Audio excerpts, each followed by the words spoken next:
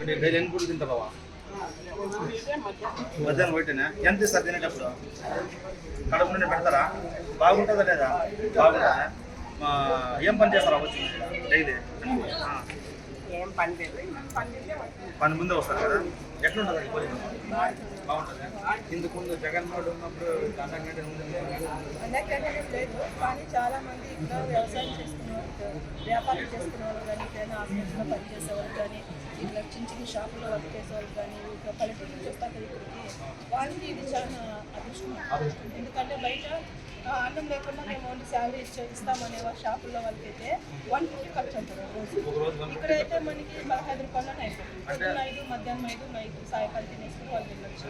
అంటే మనలాంటి బీదోళ్ళకి డైలీ 3 నుంచి 130 రూపాయలు మిగులుతుంది. అట్లయితే చాలా మిగులుతుంది కదా. ఈ కళ్యాణంలో ఎన్న క్యాంటీన్ పెట్టించింది ఎవరక్క? కళ్యాణం వచ్చి సురేంద్ర బాబు వెంటనే పెట్టించేసాను అనమాట. చాలా తొందరగా చేసేస్తున్నాం.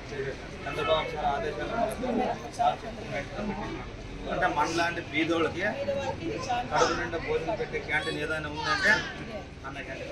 అంటే మీరు డైలీ వస్తుంటావు మీరు కూడా? మీరు బాగుంటే బాగుందని చెప్పండి, బాగలేకపోతే బాగాలేదని చెప్తే మేము మా సార్కి చెప్తాం అనమాట. బాగలేకపోతే ప్లేట్లు అన్నం మిగిల్చేవాళ్ళం. ప్లేట్లు ఎవరు అన్నం మిగిలిదంటే బాగుందని అన్నారు చెప్తే.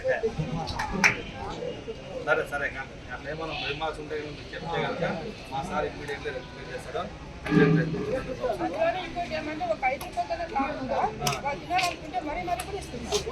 అంటే మళ్ళీ ఇంకా 5 రూపాయలకే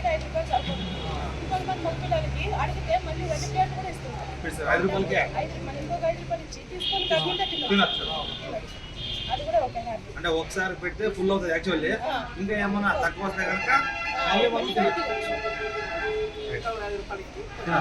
అంటే మన కడుపు నిండా భోజనం పెట్టే ప్రభుత్వము తెలుగుదేశం ప్రభుత్వం, కడుపు కొట్టే ప్రభుత్వము మీరు డైలీ తింటారా? అవునా? ఎంత ఇస్తారు భోజనానికి? 5 రూపాయలు. బయట అయితే ఎంత ఇవ్వాలా? ఇంతకు ముందు 5 సంవత్సరాలు జగన్మోహన్ ముఖ్యమంత్రి ఉన్నప్పుడు ఇట్లా భోజనం దొరుకుతున్నాయా మనకి? ఏం లేదు కదా. మరి మన చంద్రబాబు నాయుడు సార్, సురేంద్ర బాబు సార్, లోకేష్ సార్ మంచి చేసినట్టే కదా. సురేంద్ర బాబు సార్ సరువు తీసుకుని మరి 3 నెలలు ఇది కంప్లీట్ చేసి పెట్టేశారు. కానీ